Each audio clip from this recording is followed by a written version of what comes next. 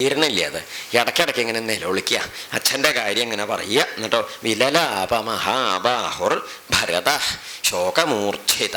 പക്ഷേ ഈ ദുഃഖം അങ്ങോട്ട് തീരണി. ദുഃഖം എന്നല്ല പറഞ്ഞത്, ശോകം എന്നാണ് പറഞ്ഞത്. ഉള്ളി കിടന്ന് വേവലാതിപ്പെടുത്തുകയാണേ. അച്ഛൻ്റെ ആ വിചാരം ഇങ്ങനെ വല്ലാതെ വിഷമിപ്പിക്കുകയാണേ. അതല്ലേ പറയണത്. ഹൗ എന്താപ്പത് അറിയും. ചിതാമൂലേ പിതുർവാക്യം ഇതമാഹ സുദുഃഖിത.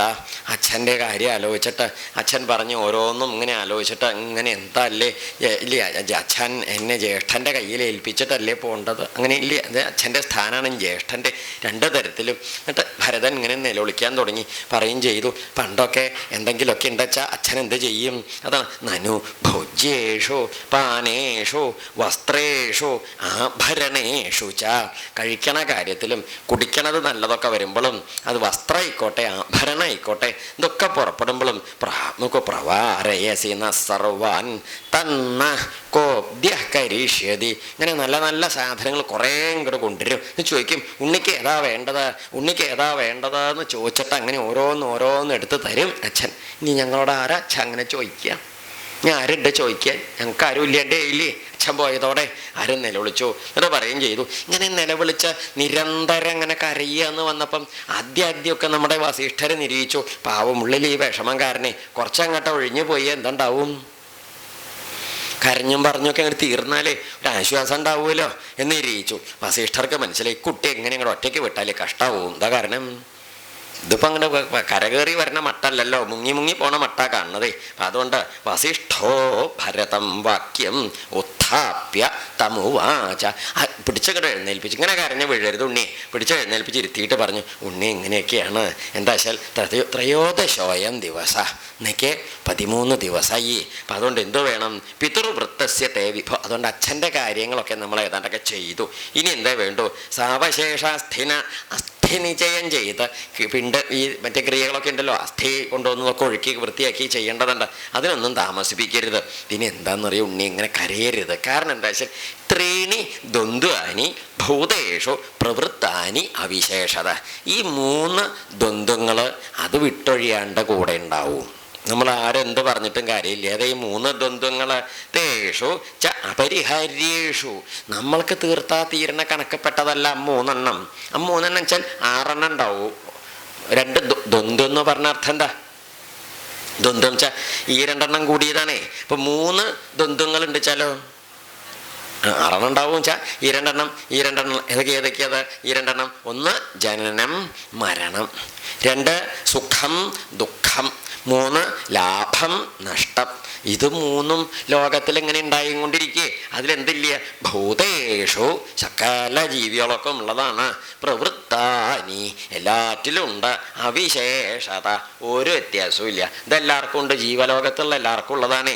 തേഷു ച അപരിഹരേഷു. നമുക്ക് പരിഹരിക്കാൻ പറ്റുമോ? ഈ സുഖം മതി, ദുഃഖം വേണ്ട, മതിയാവുക? അങ്ങനെ പറ്റുമോ?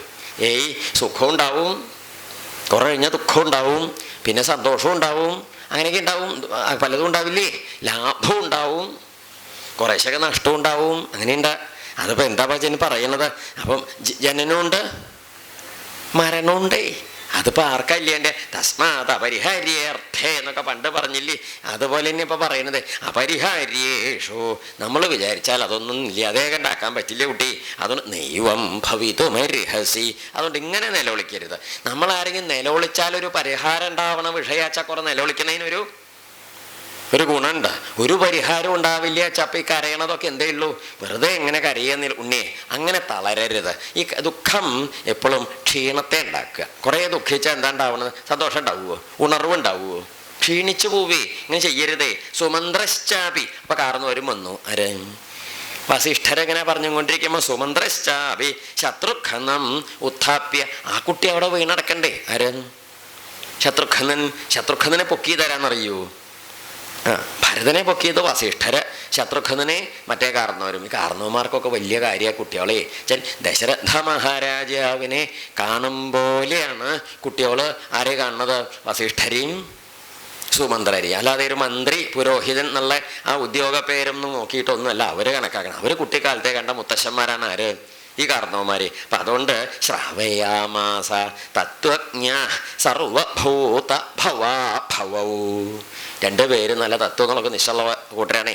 അവർ നന്നായി പറഞ്ഞു കൊടുത്തു, ഒന്ന് ശമിക്കുക, ഒന്ന് സമാധാനപ്പെടുക എന്നൊക്കെ അങ്ങനെയൊക്കെ ഏതാണ്ടൊക്കെ പറഞ്ഞൊക്കെ ഒരു വിധം രൂപമാക്കി വെച്ചു.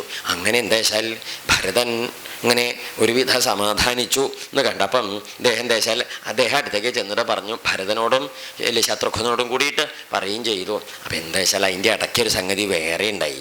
ഈ ഭരതനും ശത്രുഘ്നും കൂടി എന്തായാലും മുഷിച്ചിൽ നല്ലോണം ഉണ്ട്, സങ്കടമുണ്ട്. ഇപ്പോൾ ഗുരുനാഥനും ഈ സുമന്ത്രരൊക്കെ പറഞ്ഞതുകൊണ്ട് ഒരു അടക്കത്തിൽ ഇങ്ങനെ നടക്കുകയാണ്, പുറത്തേക്കൊന്നും വലിയ ഇത് കാണിച്ചു കൂട്ടാണ്ട് നടക്കുകയാണ്. അങ്ങനെ ഒരു ദിവസം പേര് ഇങ്ങനെ നടന്നു പോണ സമയത്ത് എന്താല്ലേ രണ്ടുപേരും കൂടി പറയുക, ആര് രണ്ടാളും കൂടി, ഏട്ടനീനും കൂടി പറയുന്നു, എൻ്റെ ഉണ്ണിയെ ശത്രുഘ്ന ഒന്ന് നോക്കൂ, ഉത്പഥം യ സമാരൂഢോ നാര്യ രാജ വശങ്കത.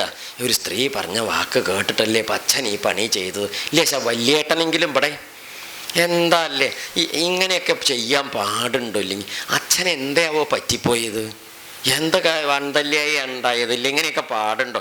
ഇവരിതിങ്ങനെ പറഞ്ഞ് വർത്തമാനം പറഞ്ഞിട്ട് മാളികേമെന്ന് ഇറങ്ങി ആ വരാന്തയെ കൂടി ഇങ്ങനെ കോണി ഇറങ്ങി കീഴ്പ്പെട്ട് പോവാനായിട്ട് അങ്ങനെ ഇങ്ങോട്ട് ഇറങ്ങി വരുമ്പോഴാണ് മറ്റേ മുറിയിൽ നിന്ന് നമ്മുടെ ഈ മന്ധര വന്നിട്ട് ഇങ്ങനെ കണ്ടു എന്നുള്ള മട്ടിലൊരു നോട്ടം വളുടെ വക. ആരുടെ വക? മന്ധര എന്തിനാ വന്ന് നോക്കിയതെന്നറിയോ? ഇപ്പം എങ്ങനെയുണ്ട് എൻ്റെ ബുദ്ധി കൊണ്ട് കാര്യങ്ങളൊക്കെ തരായില്ലേ എന്നുള്ളൊരു വലിയൊരു കാര്യം എന്താണെന്ന് ചെയ്ത് ഇവളിവിടെ നടക്കണതൊന്നും അറിഞ്ഞിട്ടില്ല എന്നാണ് തോന്നണത്. അന്തല്യാൻ്റെ മുമ്പിക്ക് വന്ന വല്ലാത്തൊരു ജാതകമാണ് അവളുടെ ജാതകം. ആരുടെയും ഈ മന്ധര എന്തേ ചെയ്തു വെച്ചാൽ പ്രാഗ്ദ്വാരേ ഭൂത്തത കുബ്ജ സർവാഭരണ ഭൂഷിത ഉണ്ടാവും. എന്താ കാരണം? സർവാഭരണഭൂഷിത ശരിയാവും. കാരണം എന്താ? അത് മിനിയാന്ന് എന്താ പറഞ്ഞത്? മറ്റേ രാജാവിൻ്റെ വലിയ മരണമൊക്കെ ഉണ്ടാവണതിൻ്റെ മുമ്പ് കൈകയെ പറഞ്ഞ് വശാക്കിയിട്ട് പിരി കയറ്റി വിട്ടില്ലേ? ആദ്യം കയറിയില്ലേ? ഒടുക്കം നല്ലോണം അങ്ങനെ തിരിഞ്ഞങ്ങോട്ട് കയറിയപ്പോൾ എന്താ ഉണ്ടായത്? ഒടുക്കം മന്ധരയോടെ എന്താ പറഞ്ഞത്? മന്ധരേ, നിൻ്റെ ജാതി ബുദ്ധി ജാതി ഒരു ബുദ്ധി വേറെ കൂനികൾക്ക് ഞാൻ കണ്ടിട്ടില്ല കേട്ടോ. നിൻ്റെ ഈ കൂന് മുഴുവനും ബുദ്ധി എന്നാ തോന്നണേ. ഇജാതി ഒരു ബുദ്ധി നിനക്കല്ലാണ്ട് ആർക്കുണ്ട്? അതുകൊണ്ട് എൻ്റെ ഉണ്ണി രാജാവായിട്ട് ഭരതൻ കാട്ടിക്കങ്ങോട്ട് പോയാൽ നിൻ്റെ കൂനുമ്പിൽ ഞാൻ നല്ല അസല് സ്വർണം കൊണ്ടങ്ങോട്ട് പൂശല്ല, സ്വർണ്ണം അങ്ങോട്ട് പതിക്കും എന്നാ പറഞ്ഞ. പൂശ പറഞ്ഞ ഉഷ്ണൊക്കെയല്ലോ, അതല്ല പറഞ്ഞ സ്വർണ്ണം അങ്ങോട്ട് പതിക്കും ഞാൻ. എന്ന് പറഞ്ഞൊരു വാചകം ഓർമ്മയുണ്ടോ? കൈ പറഞ്ഞ വാചകം ഇവിടെ ഉണ്ട് അത്. അപ്പം അങ്ങനെ പൂശിയിട്ടുണ്ടാവും, പൂശല്ല ഒക്കെ പെരട്ടിയിട്ടൊക്കെ ഉണ്ടാവും, നല്ലോണം നേരെയൊക്കെ ഉണ്ടാവും. അതാണ് ഇപ്പോൾ ഈ പ്രാഗ്ദ്വാരെ ആ കിഴക്കേ വാതിക്കലേക്ക് നിൽക്കുകയാണ്. കുബ്ജ കുനി സർവാഭരണ ഭൂഷിത, എല്ലാ ആഭരണങ്ങളൊക്കെ ആയിട്ട് ലിപ്തതാ ചന്ദന സാരേണ, നല്ലോണം ചന്ദനാദി മറ്റേ ലേപനങ്ങളൊക്കെ ലേപനം ചെയ്തിട്ടുണ്ട്. ഔ രാജവസ്ത്രാണി ബിഭ്രതി, തരക്കടില്ല, നല്ല ഒന്നാം തരം രാജവസ്ത്രാണി ചർച്ചത് അസല് തളങ്ങണ നല്ല രാജാക്കന്മാരെ കൊടുക്കണ ജാതിയെ ഉടുത്ത് വന്നിരിക്കുന്നത് ഇവളെ. ഔ വിവിധം വിവിധൈസ്തൈസ്തൈർഭൂഷണൈശ്ച വിഭൂഷിത, എന്തൊക്കെ ജാതി ആഭരണങ്ങളാ അണിഞ്ഞിരിക്കണത്. മേഖലാദാമഭിശ്ചിത്രൈഹി, മേഖലാദാമം എന്ന് പറഞ്ഞാലേ ഈ അരഞ്ഞാണം, അരയിൽ ഈ സാരിയൊക്കെ ചീറ്റിയിട്ട് അതിൻ്റെ മുകളിൽ ഇങ്ങോട്ട് കെട്ടിയേക്കണോ മറ്റേ സാധനം, അരഞ്ഞാണത്തിൻ്റെ കേമത്തെ നല്ല ഒന്നാം തരം പാവനൊക്കെ ഉണ്ട് അതിൽ. ചിത്രയിശ്ച ന്യയിശ്ച ശംഭോ, ഈ ജാതി ആഭരണങ്ങളൊക്കെ കെട്ടിക്കണ്ട എന്താ തോന്നണെന്നറിയൂ? ഈ ഭരതനും ശത്രുഘ്നുകളെ കണ്ടപ്പോഴുള്ള തോന്നലാ പറയുന്നത്. ഭാസേ ബഹുഭിർബദ്ധ രജ്ജുബദ്ധേ വവാനരീ. ഇത് ഈ കെട്ടി അലങ്കരിച്ച് വന്ന ഇവളെ കണ്ടപ്പം ഭരതന് തോന്നിയത് രജ്ജുബദ്ധേ വാനരി. രജ്ജു എന്ന് പറഞ്ഞ കയറാണ്, ബദ്ധ കെട്ടിയത്, വാനരി ഇപ്പം അതിൻ്റെ അർത്ഥം പറയണം. വാനരൻ ചന്ത ആൺകൊരങ്ങൻ, വാനരി എന്ന് പറഞ്ഞാലോ അതന്നെ ഈ നാടോടികളുടെ കയ്യിലുണ്ടാവില്ല, ആരെയിലൊക്കെ ഓരോ പണ്ടൊക്കെ കെട്ടിയിട്ട് ഇങ്ങനെ അലങ്കരിച്ച് കുരങ്ങനെ കൊണ്ടിടക്കണോ അതേ ജാതിയിൽ കെട്ടി അലങ്കരിച്ച് കൊണ്ടുവന്നില്ല. പെൺകുരങ്ങൻ്റെ മാതിരിയാണ് ആർക്ക് തോന്നിയത്?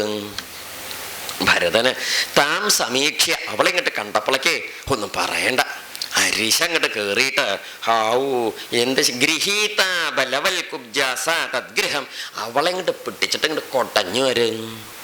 ഹൈ ഭരതനെയാണ് അങ്ങോട്ട്. അപ്പോഴേക്ക് ശത്രുഘ്നം അങ്ങോട്ട് പിടിച്ചിട്ട് ഒന്നും പറയണ്ട. ഇപ്പം ഈ നമ്മൾ പറയില്ല, ഈ നായയുടെ മുമ്പേക്ക് വലിയ വലിയ മല്ലന്മാരായ നായയുടെ മുമ്പ് പൂച്ചറ കുട്ടിയിട്ട് അങ്ങനെ ഉണ്ടാവും, കഫ കഫ കഫ എന്നൊക്കെ പറഞ്ഞ ശബ്ദം ഉണ്ടാവും, കടിച്ച് കൊടയില്ലേ. അതേ ജാതിയിൽ ഇതിനിങ്ങനെ നനഞ്ഞ മുണ്ട് പിഴിഞ്ഞ് കൊടയും പോലെ ആരെയും അങ്ങോട്ട് കൊടഞ്ഞു. ഈ മന്ധരെ ഇങ്ങോട്ട് കുടഞ്ഞു. അപ്പോഴേക്കും ഒന്നും പറയണ്ട. യഥായം സമുപാക്രാന്തോ, ഇവളാണെച്ചാലോ സാനുക്രോശാമ്പധന്യം ഉറക്കെ അങ്ങോട്ട് നിലവിളിക്കാൻ തന്നെ. പച്ചമുള ചീന്തണ മാതിരി കീറിയ ജാതി ശബ്ദമാണ്. ഉറക്കം നിലവിളിച്ചിട്ട് പറയുകയും ചെയ്തു, എന്താ കൗസല്യാം ശരണം യാമ സാഹി നോസ്തോ ധ്രുവാഗതി. എന്താ പറഞ്ഞത്? കൗസല്യാം ശരണം യാമ, നമുക്കിനി കൗസല്യയുടെ അടുത്ത് പോയിട്ട് ശരണം പ്രാപിക്കാൻ ഈ കൗസല്യമുള്ളൂ നമുക്ക് ഗതിന്ന്. രാമൻ്റെ പട്ടാഭിഷേകം ഉണ്ടെന്ന് പറഞ്ഞതിൻ്റെ തലേന്നാൾ ഇവള് നമ്മുടെ ഇല്ലേ വാട്ടർ ടാങ്ക് കഴുകാൻ കയറിയിട്ട് എന്നിട്ട് രണ്ടാമത്തെ പടിയമ്മയ്ക്ക് ഇറങ്ങിയിട്ട് ചുറ്റും നോക്കിയിട്ട് കൗസല്യയുടെ പൂമുഖത്തേക്ക് നോക്കിയപ്പോൾ കണ്ട കാഴ്ചയെക്കുറിച്ച് പറഞ്ഞ വാക്യം എന്താ മറന്നുവോ? കൗസല്യയെക്കുറിച്ചൊരു വാചകം പറഞ്ഞായിരുന്നു ഇവളെ. കൈകൈ പോലും പറയാത്തൊരു വാക്യാണ് ആര് പറഞ്ഞത്? രാമൻ്റെ അമ്മ എന്താണ് അർത്ഥപര, കാശില് ആർത്തി തീരാത്തോള് എന്തു ചെയ്യണു? പാളുകൾക്ക് ദാനം കൊടുക്കണു. എന്തോ അത്ഭുതമുണ്ട്. അപ്പൊ കൈകേയിയുടെ ദാസിയായിട്ടുള്ള മന്ധരയ്ക്ക് കൗസല്യോടുള്ള ഭാവം ആ ഒരു വാചകത്തിൽ നിന്ന് കിട്ടണില്ലേ? ഇപ്പൊ എന്താ പറഞ്ഞത്? നമുക്ക് വേഗം എവിടേക്ക് പോവാം? കൗസല്യാം ശരണം യാമ. ഈ മന്ധരയുടെ കൂടെയുള്ള മറ്റുള്ള ഈ ജാതി സ്ത്രീകളൊക്കെ ഇല്ലേ, ഇവരോടൊക്കെ പറഞ്ഞു നമുക്ക് വേഗം എവിടേക്ക് പോവാം?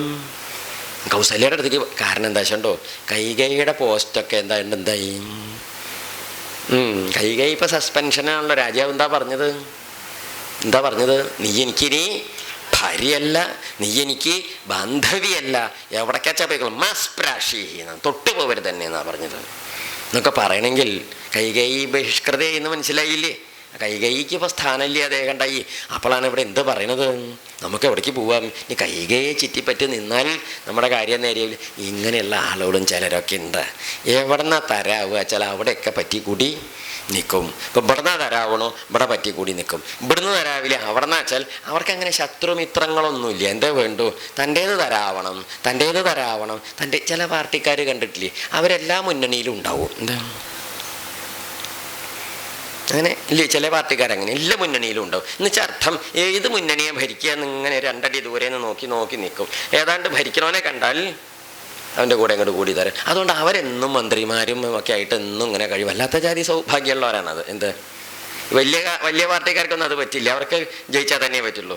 കണ്ടിട്ടില്ല ഇങ്ങനെ അങ്ങനെ അശ്ലീലം പറഞ്ഞതല്ല എന്ന മാതിരി അവർക്കൊരു തത്വദീക്ഷ ഒന്നിലും ഉണ്ടാവില്ല. ഒരു ആശയപരമായ ഒരു ഉറപ്പ്, ഇന്ന ആശയമായി ഞങ്ങൾ പിന്തുടരുന്നത്, അല്ലെങ്കിൽ ഇന്ന സിദ്ധാന്തമാണ്, ഇന്ന നിലപാടാണ്. അങ്ങനെ നിലപാട്, ആശയം ഇതൊന്നും ഉണ്ടാവില്ല. എന്തേ വേണ്ടു? ഉണ്ണണം കുറേ, ഉറങ്ങണം കുറേ, എന്നിട്ട് കുറേ സന്താനങ്ങളെ ഉണ്ടാക്കണം, എന്നിട്ട് എല്ലാം കൂടി കട്ടും മുടിച്ച് എങ്ങനെയെങ്കിലുമൊക്കെ വീണ്ടും ഉണ്ണണം, എന്നിട്ട് കുറേ ജീവിക്കണം. ഈ ജാതി ജന്തുക്കളൊക്കെ നമ്മുടെ നാട്ടിൽ ഉണ്ട്. അതിൽപ്പെട്ടതാണ്. ഇപ്പം കൈകൈയുടെ അടുത്തുനിന്നാണോ ഗുണമാവുക എന്ന് കണ്ടപ്പം കൈകൈയെ സ്തുതിച്ച് കൗസല്യെ നിന്ദിച്ചു. ഇപ്പം കൈകൈക്ക് വലിയ സ്ഥാനമില്ല എന്ന് കണ്ടപ്പോൾ എങ്ങോട്ട് പോവാന്നായി? കൗസല്യയുടെ അടുത്തേക്ക് പോവാം. രാമസ്യ മാതരം, രാമൻ്റെ അമ്മയുടെ അടുത്തേക്ക് പോവാന്ന് പറഞ്ഞാൽ പോവാൻ പുറപ്പെട്ട്. അപ്പം എന്താ വെച്ചാൽ വിചകരിഷതം ക്രോശന്തീം പൃഥിവീതലേ, ഈ ആർത്ത് നിലവിളിക്കണോളെ നമ്മുടെ ശത്രുഘ്നൻ വിചകരിഷ പറഞ്ഞ നിലത്തിട്ട് ഇട്ട് പിടിച്ച് വലിച്ച് കൊടഞ്ഞു. മുറ്റത്തൊക്കെ ഇട്ടിട്ടേ ആ വരാന്തയിലൊക്കെ ഇട്ട് വലിച്ചിട്ടുണ്ടാവേ. അശോഭതഭൂയ ശാരദം ഗഗനം യഥാ. ഇവളുടെ ദേഹത്തൊക്കെ കുറെ പണ്ടൊക്കെ കെട്ടി മാലയും മുത്തും മണികളൊക്കെ കെട്ടിയതല്ലേ. അപ്പം ഇവളെങ്ങനെ പിടിച്ച് വലിച്ച് കൊടഞ്ഞപ്പോൾ അതൊക്കെ പൊട്ടി മുറിഞ്ഞൊക്കെ അവിടെ ഇവിടെയൊക്കെ വരാന്തയിൽ നല്ല വെള്ള മറ്റേ കല്ല് പച്ച സ്ഥലമാണേ. ഏത് നല്ല ഒന്നാം തരം മിന്നണ കല്ല് പച്ച സ്ഥലത്ത് ഇവളുടെ ഈ ദേഹത്തെ ഈ സാധനങ്ങൾ പണ്ടങ്ങളൊക്കെ പൊട്ടിയിട്ട് കല്ലും മുത്തും മണികളൊക്കെ അങ്ങനെ പരന്നത് കണ്ടാൽ എന്താ തോന്നുകയെന്നറിയോ? അതല്ലേ പറഞ്ഞത് ശാരദം ഗഗനം യഥ. ശാരദം ശരത്കാലത്തെ ആകാശം പോലെ തിളങ്ങിന്ന്. നിജന്തർത്ഥം ഈ മണികൾ മുത്തും മണികൾ നീലയും ചുമപ്പും പച്ചയൊക്കെ ഉണ്ടാവില്ലേ, അതൊക്കെ ഇങ്ങനെ പരന്ന് പൊട്ടി മുറിഞ്ഞു വീണു എന്നാണ്. അപ്പോൾ ഇത് കണ്ടപ്പോൾ എന്താ ഉണ്ടായിന്നറിയോ? ഈ ഏതാണ്ട് ശത്രുഘ്നന് ദേഷ്യം പിടിച്ചാൽ നമ്മൾ ഇതുവരെ കണ്ടിട്ടില്ല. ശത്രുഘ്നൻ അങ്ങനെ ഒരു ഇറങ്ങി പെരുമാറുന്നത് കണ്ടിട്ടില്ലേ? ശത്രുഘ്നൻ പെരുമാറാൻ തുടങ്ങിയ കഷ്ടമാണെന്ന് മാത്രമേ നമുക്കിപ്പം മനസ്സിലാവണുള്ളൂ. ഇന്ന് ശത്രുഘ്നൻ അങ്ങോട്ട് ഇറങ്ങി അങ്ങോട്ട് കലശൽ കൂട്ടിയപ്പം ഭരതൻ പറഞ്ഞു, ഹന്യമാനാമിമാം പാപം കൈകേയീം ദുഷ്ടചാരിണീം യതിമാം ധാർമ്മികോ രാമോ നാനുസൂയേൻ. അതല്ലേ ഉണ്ടായത്? നാനുസൂയേൻ മാതൃഘാതകം. അതായത് ഉണ്ണി വേണ്ട കുട്ടി വിട്ടിങ്ങോട്ട് പോരെ. എന്താ അത്? എനിക്ക് ആരതിനേക്കും ഇങ്ങോട്ട് പോരെ. ആരെ വിളിച്ചു? ശത്രു. എന്താ കുട്ടി ഇങ്ങോട്ട് പോരുക. ഇവളെയല്ല, എൻ്റെ വല്യേട്ടൻ ശ്രീരാമചന്ദ്രസ്വാമി എൻ കണ്ടാൽ എൻ്റെ മുഖത്തേക്ക് നോക്കില്ല എന്നുള്ളതുകൊണ്ടാണ് ഞാൻ കൈകയ്യെ കൊല്ലാണ്ട പോകുന്നതെന്നും പറഞ്ഞു. ആര്? ഭരതൻ പറഞ്ഞത് അത് എന്ത്? അത് കേട്ടപ്പോൾ ശത്രുഘ്നന് തോന്നി വല്ലാത്ത ജാതി. എന്ത് എന്തല്ലേ അതിൻ്റെ പുറപ്പാട്? അതായത് എൻ്റെ വലിയേട്ടൻ ശ്രീരാമചന്ദ്രസ്വാമി ഞാൻ മുമ്പിലേക്ക് ചെന്നാൽ എൻ്റെ മുഖത്തേക്ക് നോക്കില്ല. എന്താ കാരണം? നീ അമ്മയെ കൊന്നവനാടോ? അപ്പോൾ ഇവിടെ മുമ്പെന്ന് പോക്കോളൂ ഇവിടുന്ന് പറയും. അങ്ങനെ പറഞ്ഞാലുണ്ടല്ലോ അത് വലിയ കഷ്ടമാണ്. അതുകൊണ്ട് മാത്രം ഞാൻ ആരെ കൊല്ലാണ്ട പോകുന്നത്. എൻ്റെ അമ്മയെന്നും പറഞ്ഞ് നടക്കണമല്ലേ കൈകേയി. അതാണ് നോക്കൂ, അമ്മ യതിമാം ധാർമ്മികോ രാമ, ധർമ്മനിഷ്ഠയിൽ ഉറച്ചു നിൽക്കണ ശ്രീരാമചന്ദ്രസ്വാമി എന്നെ എന്ത് ചെയ്യും? നോക്കൂ, നാനുസൂയൻ അമ്മയെ കൊന്നോൻ എന്ന് പറഞ്ഞ് എന്നെ അകറ്റി നിർത്തുന്നുള്ളത് കാരണത്താൽ ചെയ്തെന്ന് പറഞ്ഞെന്നിട്ട് പറയും ചെയ്തു. അന്ന് എന്ത് ചെയ്യരുത്? ഇമാമപി ഹതാം കുബ്ജാം യതി ജാനാതി രാഘവ. നീ ഉണ്ണിയെ ഈ കുബ്ജ കൂനി ഇവളെ മന്ധരെ കൊന്നോന്നെങ്ങാനും ഇല്ലെങ്കിൽ ഉപദ്രവിച്ചു എന്നെങ്ങാനും ഏട്ടൻ കേട്ടാലല്ലോ ത്വാം ച മാം ച നിന്നെയും എന്നെയും ധർമ്മാത്മാ അഭിഭാഷ്യതി. മിണ്ടില്ല ഏട്ടൻ നമ്മളോട്. ഈ മന്ധരെ ഉപദ്രവിച്ചു എന്നൊക്കെ ആരെങ്കിലും പറഞ്ഞ് ഏട്ടൻ കേട്ടാൽ എന്ത് ചെയ്യില്ലേ? പിന്നെ ത്വാം ച മാം ച, എന്നോടും പിന്നെ ഒരു അക്ഷരം മിണ്ടില്ല. വലിയേട്ടൻ മിണ്ടിയില്ല വെച്ചാൽ പിന്നെ നല്ലത് കല്ല് കെട്ടി അങ്ങോട്ട് ചാടുക നല്ലത് ഇല്ലേ? അതല്ലേ പിന്നെ നല്ലത്. അതുകൊണ്ടാ ചെയ്യരുത് ഉണ്ണി, വിട്ടു അവിടെ. നമുക്ക് പ്രധാനം ഈ സാധനങ്ങളൊന്നുമല്ല. ആരാണ്? നമ്മുടെ വലിയേട്ടനാണ്. വിട്ടോളൂ ഇതിനെ. അതങ്ങോട്ട് കേട്ടപ്പം ഭരതൻ്റെ വാക്ക് കേട്ടിട്ട് ഈ ശത്രുഘ്നൻ എന്ത്? ശത്രുഘ്നൻ ലക്ഷ്മണൻ്റെ അനിയനാണല്ലോ, കൂടിയ ജാതിയാ. എന്ത് ശത്രുഘ്നൻ പണ്ട് എന്താ പറഞ്ഞത്? ലക്ഷ്മണൻ എന്താ പറഞ്ഞത് പണ്ട്? ദശരഥൻ്റെ അടുത്തുനിന്ന് രണ്ടാളും കൂടി മടങ്ങി പോരുമ്പം കൈകൈ മറ്റേത് പറഞ്ഞില്ലേ, കാട്ടിക്ക് പോണ കാര്യം, രാമൻ ഭരതൻ രാജാവാവണ കാര്യമൊക്കെ പറഞ്ഞില്ലേ. ലക്ഷ്മണൻ നിങ്ങൾ തിരിച്ചെത്തിയിട്ട് എന്താ പറഞ്ഞത് രാമനോട്? അച്ഛനെ അത് അങ്ങനെയൊക്കെ ആരാ പറയല്ലേ? അപ്പം ആ ലക്ഷ്മണൻ്റെ അനിയനാണ് ആര്? ഈ കൊടഞ്ഞേ ശത്രുഘ്നൻ. സമ്പ്രദായം മനസ്സിലായില്ലേ? നല്ല മട്ടുമായി കുട്ടികൾക്കൊക്കെ ഏതാണ്ട ധാർമ്മികതയുടെ ഒരു ധാർമ്മിക രോഷം നല്ലോണമുള്ള ജാതിയാണത്. രണ്ട്, അതായത് അധർമ്മം അങ്ങനെ കണ്ടാൽ കുനിഞ്ഞ് കുമ്പിട്ട് തൊഴുത് ചിരിച്ച് തലോടി നിൽക്കുന്ന ഒരു ജാതി സമ്പ്രദായക്കാരല്ല ആര്? ശത്രുഘ്നനും ലക്ഷ്മണനും. അവർ നല്ല ജാഗ്രതയുള്ളവരാണ്. ഇടയ്ക്ക് ഇത്തിരി കൂടി പോകുന്നേ ഉള്ളൂ. അതാരും നിർത്തും ഇങ്ങനെ. ഇപ്പം ഇവിടെ ഭരതൻ ഉണ്ട്, അവിടെ രാമനുള്ളതുകൊണ്ട് മറികടക്കാൻ ആദ്യമൊക്കെ ഉള്ളൂ കേട്ടത്. പിന്നെയൊക്കെ നല്ല പാകതയാ. കുട്ടിയെ കുറച്ച് പ്രായമൊക്കെ കൂടി വന്നപ്പോഴേക്ക് ലക്ഷ്മണനെയൊക്കെ കണ്ടാൽ തൊഴുതാൽ മതിയാവില്ല എന്നായി. നമുക്കിനി കാണാനുണ്ട്. ശത്രുഘ്നനെയൊക്കെ കണ്ടാലേ ചില ദിക്കിലുണ്ട്, മഹാഗേമനാണേ, മറക്കണ്ടോ രണ്ടുപേരെയും. നമുക്ക് നാലാളെയും കൂടി കണ്ടാൽ ആരെ ആദ്യം എന്നിങ്ങനെ ശങ്ക വല്ലാതെ കലശല. എന്താ കാരണം? ആരെ തൊഴുതാലും മഹിമയ്ക്കൊരു കുറവും. അത്രയ്ക്ക് കേമന്മാരായ ഉണ്ണിയോള് 4 പേര്, ആ ജാതി കുട്ടികൾ. അങ്ങനെ അവിടെ നിന്ന് ആ കുബ്ജയുടെ അടുത്തുനിന്ന് പോരെ ഉണ്ണി എങ്ങോട്ട് നമുക്ക് പോവുകയെന്നും പറഞ്ഞ് അവിടെ എന്ത് ചെയ്തു? രണ്ടാളും കൂടി ഇവളെ ഒഴിവാക്കി പോരും ചെയ്തു. അതിൻ്റെ ശേഷം പിന്നെ ഈ സാധനത്തിൻ്റെ പേരെവിടെയും കേട്ടിട്ടില്ല. ആരുടെയും ഈ മന്ധരയുടെയും ഒന്നും. കൈകൈയുടെ പേര് തന്നെ പിന്നെ ലിസ്റ്റിൽ നിന്നൊക്കെ പോയി. കൈകൈ പിന്നെ എവിടെയാണാവോ അല്ലേ? ഇനിയിപ്പം അപൂർവം എവിടെയെങ്കിലുമൊക്കെ ഇങ്ങനെ കേൾക്കാം. കൈകൈയും അടങ്ങി. എന്താ ഓരോന്നിൻ്റെ പുറപ്പാട്! എന്തൊരു കഷ്ടം ഉണ്ടായതില്ലേ? ഒക്കെ താറുമാറായി. എന്നാലും അങ്ങനെ ഈ ഭരതനും ശത്രുഘ്നനും കൂടി ചേർന്നിട്ട് തീരുമാനിച്ചു. എന്തേയുള്ളൂ? സാപാദമൂലേ കൈകയ്യ മന്ധര നിപപാത. കൈകൈയുടെ അടുത്ത് ചെന്ന് കാൽക്കൽ ചെന്നങ്ങോട്ട് വീണു മന്ധര. എന്നിട്ട് പറയുകയും ചെയ്തു ഇങ്ങനെയൊക്കെ ഉണ്ടായി എന്ന്. അപ്പോഴാ കൈകൈക്ക് മനുഷ്യൻ നിശ്വസന്തി സുദുഃഖാർത്ത. ഉറക്ക ശ്വാസം വിട്ടിട്ടാ വന്നത്. കൃപണം വിലലാപച്ച. ഓർക്ക നിലവിളിച്ച് നിനക്ക് വേണ്ടി ജാതി പണിക്ക് പുറപ്പെട്ടു. ഇപ്പം എൻ്റെ കൂനും പോയി, കൂനുമ്പോൾ പഞ്ഞതും പോയി, എല്ലാം പോയി, കഷ്ടായി എന്ന് പറഞ്ഞാൽ നിലവിളിച്ചു. ആര്? മന്ധര നിലവിളിച്ചു. എന്താ ചെയ്യുക? കൈകൈക്ക് ഇപ്പോഴാണ് മനസ്സിലായത് ഇരിക്കണ കൊമ്പായിരുന്നു ഇപ്പം താൻ മുറിച്ച് താഴേക്കിട്ടതെന്ന്. വലിയ കാര്യമായിട്ട് കൂട്ടി ഉണ്ടാക്കി കൊണ്ടുവന്നതാ. ഇപ്പം എന്ത്? ഭർത്താവും പോയി, പ്രിയപ്പെട്ട ഉണ്ണി രാമനും പോയി, താൻ പെറ്റുണ്ടാക്കിയ ഉണ്ണി അതും പോയി, എല്ലാവരും പോയി, പണിക്കാർ. ഇപ്പം ആര് കണ്ടാലും കൈകൈയെ കണ്ടാലും ഒരു നോട്ടുണ്ട്. നമ്മൾ ഈ ചത്ത് ചീഞ്ഞ എലിയൊക്കെ പറമ്പിൻ്റെ മൂലയിലൊക്കെ കിടന്ന് അങ്ങോട്ട് എങ്ങനെയാണ് നോക്കുക? നോക്കുവോ? എങ്ങനെയാണ് നോക്കുക? ഒരു ജുഗുപ്സ എന്നാണ് അതിനെ പറയും. എന്താ പേര്? ജുഗുപ്സ. ചാസത അറപ്പും വെറുപ്പും തകഞ്ഞ ഭാവമാണ് ആരുടെ നേരെ നോക്കണത്. എങ്ങനെയുണ്ടാവാലും ഭേദമൊക്കെ. കൗസല്യക്ക് ആ ബുദ്ധിമുട്ടില്ല, മകനില്ല എന്നേയുള്ളൂ. എല്ലാവരും ബഹുമാനിക്കേണ്ട. ഒരു ചീത്തത്വത്തിൻ്റെ മട്ടിൽ ആരും നോക്കണില്ല. സുമിത്രയെ പിന്നെ എല്ലാവരും പണ്ടേ കയ്യും കുപ്പി തൊഴുതിട്ടേ നോക്കുള്ളൂ. സുമിത്ര മട്ടം മാതിരിയാണ്. ഭരതനാണെങ്കിലോ ആളെ മനസ്സിലായപ്പോൾ എല്ലാവർക്കും രാമനെ പോലെ തന്നെ ഹൃദയത്തിൽ കയറി കൂടി. ആര്? ഭരതനും ശത്രുഘ്നനും. അവർക്കൊക്കെ ഇപ്പോഴും നിലയും നിലവാരമുണ്ട്. ആര് മാത്രം നിലയും നിലവാരവും ഇല്ലാത്തോളായി വാട്ടർ ടാങ്ക് കഴുകാൻ കയറിയോളും കഴുകാതെ ഇറങ്ങിയോളും. അതായത് കൈകേയി മന്ധരി ഇപ്പം എന്തായി? അതാണ് ചീത്തത്തം. നമ്മൾ എന്ത് ചെയ്താലും അതിനനുസരിച്ച ഫലം 14 ദിവസത്തിനുള്ളിൽ തന്നെ വന്നുകൂടുന്നത് കണ്ടില്ലേ? വരണത് ഇങ്ങനെ നിരന്തരം നിരന്തരം വരണത് അനുഭവിക്കുന്നേ നിവൃത്തിയുള്ളൂ. കൈകേയി കഷ്ടത്തിലായി, കരയണേ. കൈകേയി എന്തേ ചെയ്തു? മെല്ലെ ആശ്വസിപ്പിച്ചു. സാരല്യ കുട്ടിയെ, സാരല്യ കുട്ടിയെ. ഞങ്ങളുടെ എന്താ പറയുന്നത്? ഒന്ന് മെല്ലെ അടക്കി നിർത്തി. അങ്ങനെ 14ാമത്തെ ദിവസം തഥ പ്രഭാത സമയേ ദിവസേഥ ചതുർദശേ, 14ാമത്തെ ദിവസം, അതായത് 12ാമത്തെ ദിവസം ക്രിയ കഴിഞ്ഞ് 13ാമത്തെ ദിവസമാണ് ഈ മന്ധരെ കുലുക്കി പറിച്ചെടുത്തത്. 14ാമത്തെ ദിവസം എന്താ വെച്ചാൽ നോക്കൂ, രാജാവിൻ്റെ മന്ത്രിമാരെല്ലാവരും കൂടി, എല്ലാ മന്ത്രിമാരും കൂടി 8 പേരും കൂടി ആരുടെ അടുത്തേക്ക് വന്നു? ഭരതൻ്റെ അടുത്തേക്ക് ഔദ്യോഗികമായിട്ട് വന്നു. എല്ലാവരും തൊഴുതിട്ട് പറഞ്ഞു, കുമാര, ദശരഥ മഹാരാജാവ് പോയി, ശ്രീരാമചന്ദ്രസ്വാമി കാട്ടിലേക്കും പോയി, രാജ്യം അനാഥാവുക എന്നായി. നല്ല സമ്പ്രദായം അല്ല അത്. അതുകൊണ്ട് കുമാരൻ എന്ത് ചെയ്യണം? രാജ്യഭാരം ഏറ്റെടുത്തിട്ട് ഭംഗിയായിട്ട് പരിപാലിക്കണം. അതിൽ അമാന്തം കാണിക്കരുത്. ഞങ്ങളുടെ പ്രാർത്ഥനയാണ്. ആര് പറഞ്ഞു? മന്ത്രിമാർ 8 ആളും കൂടി ചേർന്നിട്ട് പറഞ്ഞു, അഭിഷേചനികം സർവം ഇത് മാതായ രാഘവ. അഭിഷേകത്തിന് വേണ്ടതൊക്കെ എടുത്തിട്ടാണ് ഞങ്ങൾ വന്നിരിക്കണത്. അതുകൊണ്ട് എന്ത് ചെയ്യണം? ഇതൊക്കെ അവിടെ സമർപ്പിക്കുക. അങ്ങ് അഭിഷിക്തനായിട്ട് രാജാവായിട്ട് വാഴണം. എന്നിട്ട് ഇവരെന്തേ ചെയ്തു വെച്ചുണ്ടോ? മന്ത്രിമാരെല്ലാവരും കൂടി കൂടിയിട്ട് ഈ അഭിഷേകത്തിന് വെച്ച സംഭാരങ്ങളില്ലേ, ആ വസ്തുക്കൾ എല്ലാം കൊണ്ടുവന്ന് എവിടെ സമർപ്പിച്ചു? ഭരതൻ്റെ മുമ്പിൽ.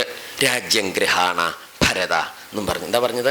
ഉണ്ണേ ഭരത, രാജ്യം ഗൃഹാണ, രാജ്യം സ്വീകരിക്കൂ. അങ്ങ് ഈ രാജ്യം ഏറ്റുവാങ്ങൂ. എന്നിട്ട് എന്ത് വേണം? പിതൃപൈതാമഹം ധ്രുവം, അച്ഛൻ മുത്തശ്ശന്മാരായിട്ട് കൊണ്ടാടിയിട്ടുള്ള രാജ്യമാണ്. ഉണ്ണി വാങ്ങി നല്ലോണം കൊണ്ട് നടക്കണം. അഭിഷേചയച്ച ആത്മാനം, അഭിഷേകം ചെയ്യിക്കാനുള്ള ആള് മരിച്ചു പോയി. അതാര്? അച്ഛനല്ലേ അതുകൊണ്ട് എന്ത് ചെയ്യൂ? ഇനി ഞങ്ങൾക്കൊന്നും അച്ഛൻ്റെ സ്ഥാനത്തിരുന്ന് ചെയ്യാനുള്ള അവകാശമൊന്നും ഇല്ല. അത് ഉണ്ണി എന്ത് ചെയ്തോളൂ? അഭിഷേചയ ച ആത്മാനം, അങ്ങ് സ്വയമേവ അഭിഷിക്തനാവണം. എന്നിട്ട് എന്ത് ചെയ്യണം? പാഹി ചസ്മൻ നരഋഷഭ, ഞങ്ങളൊക്കെ രക്ഷിക്കണം. ആര് പറഞ്ഞു? മന്ത്രിമാരൊക്കെ നല്ല നമ്മൾ പറഞ്ഞു വിനയമുള്ളവരാണ് മന്ത്രിമാരെന്നൊക്കെ ആദ്യം തുടങ്ങുമ്പോൾ പറഞ്ഞില്ലേ? ഇപ്പം എങ്ങനെയുണ്ട് അവരുടെ വർത്തമാനം? അല്ലെങ്കിൽ രാജാവില്ല എന്ന് പറഞ്ഞ് കടന്നു കയറിയിട്ട് അവർക്ക് എന്തെങ്കിലുമൊക്കെ അധികാരം എടുക്കാറുണ്ടോ? എടുത്തുവോ? ഇല്ല. ഇപ്പം ആരുടെ കയ്യിലാണ് അധികാരം ഇരിക്കണത്? വസിഷ്ഠരുടെ കയ്യിലാണ്. വസിഷ്ഠരാണെങ്കിൽ പെരുമാറുന്നത് എങ്ങനെയാണ്? എത്ര വിനയത്തോടെയും ഭാവത്തോടെയും ലാളിത്യത്തോടെയും കൂടിയാണ് പെരുമാറുന്നത്. അതവിടെ ഉണ്ടായത്. അഭിഷേചനികം ഭണ്ഡം കൃത്വാ സർവം പ്രദക്ഷിണം ഭരതസ്തം ജനം സർവം പ്രത്യുവാച ധൃതവ്രത. അതേ പണ്ടായത്. ശ്രദ്ധിച്ച് കേൾക്കണം കേട്ടോ. ഭരതൻ്റെ ഒരു മഹിമയാണ് പറയുന്നത്. ഭരതനാണെങ്കിൽ അഭിഷേകം കഴിക്കാൻ കൊണ്ടുവന്ന ദ്രവ്യങ്ങൾ ഇങ്ങനെ കൂട്ടി വെച്ച് മുമ്പിൽ കൊണ്ടുവച്ച് നമസ്കരിച്ചത് കണ്ടപ്പം അതൊക്കെ ഭണ്ഡം വെച്ചാൽ ഒരു കൂട്ടണ്ടേ, കുറേ ഉണ്ട്, പല ജാതി സാധനങ്ങളുണ്ട്. എല്ലാം കൂടി ഇങ്ങനെ കൊണ്ടുവന്ന് ഭണ്ഡായിട്ട് മുമ്പിൽ വെച്ചത് കണ്ടപ്പം ഭരതൻ എഴുന്നേറ്റിട്ട് അതിൻ്റെ മുകളിലേക്ക് നോക്കി ഒന്ന് തൊഴുതു. എന്തിൻ്റെ മുകളിലേക്ക്? അഭിഷേകത്തിന് വെച്ച വസ്തുക്കളെ തൊഴുതിട്ട് കൃത്വാ സർവം പ്രദക്ഷിണം, അതിനെ ഒന്ന് പ്രദക്ഷിണം ചെയ്ത് നമസ്കരിച്ചു. ഇതിന് എന്തല്ലേ? അഭിഷേക വസ്തുക്കളെ നമസ്കരിച്ചിട്ട് ഈ മുമ്പിൽ നിൽക്കണേ മന്ത്രിമാര്, പരിജനങ്ങള്, സാമന്തന്മാര്, വേണ്ടപ്പെട്ടവര്, വിദ്വാൻമാര്, പണ്ഡിതന്മാര്, സഭാവാസികള്, അങ്ങനെ മഹായോഗ്യന്മാരായിട്ട് അനവധി പേരെ മുമ്പിൽ നിൽക്കണുണ്ട്. ഇവരുടെയൊക്കെ മുമ്പിലേക്ക് നോക്കിയിട്ട് പറയുകയും ചെയ്തു. എന്താ പറഞ്ഞേ ചോദിച്ചാൽ, അതെ എന്താ വെച്ചാൽ ജ്യേഷ്ഠസ്യ, ജ്യേഷ്ഠനാണ് ഞങ്ങളുടെ കൂട്ടത്തില് രാജാവായിട്ട് എന്നും ഇരുന്ന് ശീലിച്ചിട്ട് അങ്ങനെ പതിവാണ് വംശത്തിൽ. അതുകൊണ്ട് രാമ പൂർവോഹി നോ ഭ്രാത, ജ്യേഷ്ഠൻ രാമനാണ് ഞങ്ങൾക്ക് പൂർവജൻ, ഞങ്ങളുടെ ജ്യേഷ്ഠൻ ശ്രീരാമചന്ദ്രസ്വാമിയാണ്. അപ്പം അതുകൊണ്ട് എന്തേയുള്ള വെച്ചാൽ ഞങ്ങൾ പറയുകയാണ് ഭ്രാത ഭവിഷ്യതി മഹീപതി, ആ ജ്യേഷ്ഠനാണ് രാജാവാവുക. എന്താ ഭവിഷ്യതി എന്നാണ് എന്താ പറഞ്ഞത്? അദ്ദേഹം രാജാവാവുള്ളൂ. അതാണ് ഇവിടുത്തെ പതിവ്. അഹം തു അരണ്യേ വത്സ്യാമി, ഞാൻ കാട്ടിക്ക് പോവാൻ നിൽക്കുക. അച്ഛൻ്റെ കാര്യം നേരെയാക്കണം എന്നാണല്ലോ പറഞ്ഞത്. മക്കൾ ഞങ്ങൾ 4 ആളുണ്ടല്ലോ. അപ്പം അതിൽ ആര് നേരെയാക്കിയാലും എന്തില്ല, അച്ഛൻ്റെ കാര്യം പരിപാലിക്കാൻ ഇന്ന മകൻ തന്നെ വേണമെന്നൊന്നുമില്ലല്ലോ. ഇപ്പം ജ്യേഷ്ഠൻ ആരും ഇല്ലാത്ത നേരമായതുകൊണ്ട് ജ്യേഷ്ഠൻ പോയി. ഇപ്പം ഞാൻ വന്നപ്പോൾ ഇനിയിപ്പോൾ ഞാൻ പോയി ആരെങ്കിലും പറഞ്ഞയക്കും? വലിയേട്ടനെ ഇങ്ങോട്ട് പറഞ്ഞേക്കും. ഇപ്പോൾ വലിയേട്ടനാണ് പതിവ് രാജാവാവുക. എനിക്കിപ്പോൾ അങ്ങനെ രാജാവാവേണ്ട കാര്യമൊന്നുമില്ല. ഞങ്ങൾ പിന്നെ കാട്ടിൽ എവിടെയെങ്കിലും വലിയ കുഴപ്പമൊന്നുമില്ല. ഏട്ടൻ എവിടെ വേണം? കാരണവന്മാരല്ലേ മുമ്പിൽ വേണ്ടത്. അനിയന്മാരെ കുറച്ച് അവിടെയും ഇവിടെയും മറവിലൊക്കെ ആയാലും വലിയ കുഴപ്പമൊന്നുമില്ല. മുമ്പിൽ നിൽക്കേണ്ടത് കാരണവന്മാരല്ലേ. അതുകൊണ്ട് ജ്യേഷ്ഠൻ വരും. അഹം തു അരണ്യേ വത്സ്യാമി വരുഷാണി നവ പഞ്ച ച. നവ 9, പഞ്ച 5. അത്രയും കാലം 5, 9, 14 കൊല്ലം ഞാൻ കാട്ടിലിരിക്കും. ഏട്ടൻ ഇങ്ങോട്ട് വരും. യുജ്യത മഹദീസേന, ഏർപ്പാടാക്കിക്കോളൊക്കെ. എന്ത് വേഗാവട്ടെ. ആദ്യമായിട്ട് രാജാവല്ലെങ്കിലും ഒരു കൽപ്പന പോലെ ഒരു നിർദ്ദേശം അങ്ങോട്ട് കൊടുത്തു. തയ്യാറാക്കിക്കോളൊക്കെ എന്നും പറഞ്ഞു. എല്ലാം എടുത്തോളൂ വേണ്ടപ്പെട്ടത്. യുജ്യതാം മഹദീസേന ചതുരംഗ മഹാബല. അന്ന് ചതുരംഗ സേനയും വരണം. എന്താ വെച്ചിട്ടുണ്ടോ, ഏട്ടൻ ഒറ്റയെന്ന് തോന്നരുത്. എല്ലാവരും കൂടി എഴുന്നള്ളിച്ച് കൊണ്ടുവരണം. ആരെയും ഏട്ടനെയാണ്. ഞാൻ ആരും ഒരാൾ ഒറ്റയ്ക്ക് പോയിട്ട് വടക്കേ വാതിൽ കയറി വന്നു, പടിഞ്ഞാറേ വാതിൽ കൂടി ആരോടും മിണ്ടാതെ ഇറങ്ങിപ്പോന്നു, അതൊന്നും പറ്റില്ല. എന്നാലാളറേ ചതുരംഗിണി സേനയോട് ആനയിഷ്യാമ്യഹം ജ്യേഷ്ഠം ഭ്രാതരം രാഘവം വനാൽ. അങ്ങനെ ഞാൻ വലിയേട്ടൻ രാമനെ കാട്ടിന്ന് എഴുന്നള്ളിച്ചു കൊണ്ടുവന്നിട്ടോ അഭിഷേചനീകം ചൈവ സർവമേതതുപസ്കൃതം. ഈ സാധനങ്ങൾ മുഴുവനും ഞാൻ കയ്യിൽ കരുതും. എന്തിന്? ഏട്ടനെ ഇനിയിപ്പോൾ ഏട്ടനെ തോന്നുന്നേ കാട്ടിന്ന് ആയിക്കോട്ടെ, നല്ല കാര്യമല്ലേ. എന്താപ്പം പെട്ടെന്ന് വേണം എന്തായാലും. നീ അതല്ല ചെല്ലുന്ന ഉണ്ണിയെ ചെന്നിട്ട് പിറ്റേന്നാളാവാം, അങ്ങനെ വെച്ചാൽ ആയിക്കോട്ടെ, എന്തായാലും ഞാൻ അതൊക്കെ കയ്യിൽ കരുതും. ഏത് ഈ അഭിഷേചനീകം എന്നുവെച്ചാൽ അഭിഷേകിക്കാൻ വെച്ചതൊക്കെ എടുത്ത് പുരസ്കൃത്യ ഗമേഷ്യാമി. എന്നിട്ട് പോയിട്ട് എന്ത് ചെയ്യും? ആനേഷ്യാമി തുവൈ രാമം. അങ്ങനെ ഭഗവാൻ ശ്രീരാമേന്ദ്രസ്വാമിയെ കൊണ്ടുവന്ന് എന്ത് ചെയ്യും? രാജാവായിട്ട് വാഴിക്കും. ന സകാമം കരിഷ്യാമി സ്വാമി മാം മാതൃഗന്ധിനിയും. അല്ലാതെ കൈകേയി ഉദ്ദേശിച്ച കാര്യം ഇവിടെ നടക്കോ നമുക്ക് നോക്കാലോ എന്നും പറഞ്ഞു. എന്ത് കൈകേയുടെ മോഹല്ലേ, അതൊന്നും നമുക്ക് കാണാമെന്നും പറഞ്ഞു. എന്ത് മോഹം? ആ ദുഷ്ട സമ്പ്രദായം. ഞാൻ പോവുകയാണ്, ഏട്ടനെ കൊണ്ടുവരാൻ പോവുകയാണ്. അതോ എന്തേ വേണ്ടു? വനേ വത്സ്യാമ്യഹം ദുർഗേ രാമോ രാജ്യ ഭവിഷ്യതി. കാട്ടിലൊക്കെ പോയി ഞാൻ താമസിക്കും, ഏട്ടൻ രാജാവാണ്, സംശയം വേണ്ട. അതുകൊണ്ട് ഇനി ഇന്നെ രാജാവേ എന്ന് വിളിച്ചപ്പോൾ വല്ല വർത്തമാനം പറയാൻ ഇങ്ങോട്ട് വരരുതായിരുന്നു പറഞ്ഞു. ആരോട്? ഭരതൻ അങ്ങോട്ട് ദേഷ്യം വരെ. ഈ ഏട്ടൻ രാജാവാവേണ്ട ദിക്കിലൊന്ന് അനിയനെ നോക്കിയിട്ട് രാജാവേ എനിക്കിഷ്ടാവില്ല കേട്ടോ എന്നും പറഞ്ഞു. പിന്നെ അവരാരും ആ കുട്ടിയുടെ മുമ്പിൽ നിന്ന് ആജാതി വർത്തമാനം പറഞ്ഞില്ല. അവർക്ക് പറയുമ്പോഴൊരു സംശയമൊക്കെ ഉണ്ട്. പുറത്തേക്കൊക്കെ പറയുമ്പോൾ ഇനി ഉള്ളിലിങ്ങനെ ഏത് കൈ ഇങ്ങനെ ഇപ്പോഴാണ് മനസ്സിലായി ഇത് അകും പുറവും വെള്ളയാണെന്ന്. ഏത് തിരിച്ചു പിടിച്ചാലും മറിച്ച് പിടിച്ചാൽ അക ഏതാ പുറ ഏതാ എന്ന് മനസ്സിലാവില്ല. ചില മുണ്ടൊക്കെ നോക്കുമ്പോൾ വസ്ത്രമൊക്കെ നോക്കി അകും പുറമൊക്കെ ഉണ്ടാവും. ഇതിന് അകും പുറവും സമാണ്. തിരിച്ചു കൊടുത്താലും ചേച്ചു കൊടുത്താലും ഒക്കെ ഒരേ മട്ടാണ്. എന്ന് വെച്ചാൽ അർത്ഥം എന്താ? മറയ്ക്കാനൊന്നും ഉള്ളിലൊരു കാപട്യം ഇല്ല. മറച്ച് പിടിച്ചിട്ട് ഒരാളോടൊരു വാക്യം പറഞ്ഞ് പെരുമാറുന്ന ഏർപ്പാടും ഉണ്ണിക്കില്ല. അകും പുറം ശുദ്ധായ അങ്ങനെയുള്ള ആളുകളെ നമുക്ക് ഏത് പാതിരയ്ക്കും വിശ്വസിക്കാം. എന്താ കാരണം? അകത്തും പുറത്തും നന്മയുള്ളേ. നീ അകത്തും പുറത്തും കള്ളനാണെങ്കിലും നമുക്ക് വിശ്വസിക്കാം. എന്താ കാരണം? ഇപ്പം കള്ളനാണല്ലോ, ഒഴിവാക്കി പോയാൽ മതി. സത്യവാസിയാണെന്ന് തെറ്റിദ്ധരിക്കേണ്ട കാര്യമില്ല. രണ്ടും ഒരുപോലെയാണേ. സത്യവാസിയാണെങ്കിൽ നമുക്ക് അങ്ങനെയാണ് സ്വീകരിക്കാം, നന്മയെന്ന് കണ്ടിട്ട്. ഇതാ അവിടെ പറഞ്ഞത്. അതുകൊണ്ട് ക്രിയതാം ശില്പി പന്ഥ. അതുകൊണ്ട് അങ്ങോട്ട് പോകാനുള്ള വഴി തയ്യാറാക്കിക്കോളൂ. രാമൻ പോകുമ്പോൾ വഴി തയ്യാറാക്കലുണ്ടായില്ല. കാരണം എന്താ വെച്ചിട്ടുണ്ടോ, ഇവർ 3 ആളല്ലേ പോണുള്ളൂ, അതിനുള്ള വഴിയല്ലേ വേണ്ടൂ. ഇതിപ്പോൾ പോണത് എങ്ങനെയാ പോണത്? ഒറ്റയ്ക്കല്ല, ഞാനും ഭവാനും അരുന്ധതീ ദേവിയും നാനാപുരവാസികളും അമാത്യരും ആനതേർകാലാൽ കുതിരപ്പടയോടും ആനക ശംഖ പടഹവാദ്യത്തോടും സോദര ഭൂസുര സാമന്തമേദിനി പാലക വൈശ്യശൂദ്രാദിയും സാദരമാശു. അവിടെ കോമയിട്ട് നിർത്തണം. എന്തിന്? സാദരമാശു കൈകേയിയൊഴിഞ്ഞുള്ള മാതൃജനങ്ങളുമായിട്ടു പോവണം. കാട്ടിക്ക് പോണവരുടെ ലിസ്റ്റാണ് ഭരതൻ കൊടുക്കുക. എഴുതിക്കോളൂ. ആരോട്? പണിക്കാരൻ്റെ അവിടെ നിങ്ങൾ എഴുതിക്കോളൂ. പോകേണ്ടവരുടെ ലിസ്റ്റ് ഞാൻ പറയാമെന്നും പറഞ്ഞു. അങ്ങനെയുണ്ടല്ലോ. ആരൊക്കെയത്? ഞാനും ഞാൻ ഭവാനും വസിഷ്ഠര്, പിന്നെ അവിടുത്തെ അത്തയന്മാര്, അത് വേണമല്ലോ. അരുന്ധതീ ദേവിയും നാനാപുരവാസികളും, നാട്ടുകാർ മുഴുവനുണ്ട്. അമാത്യരും 8 ആൾ അവരും ഉണ്ട്. മനസ്സിലായില്ലേ?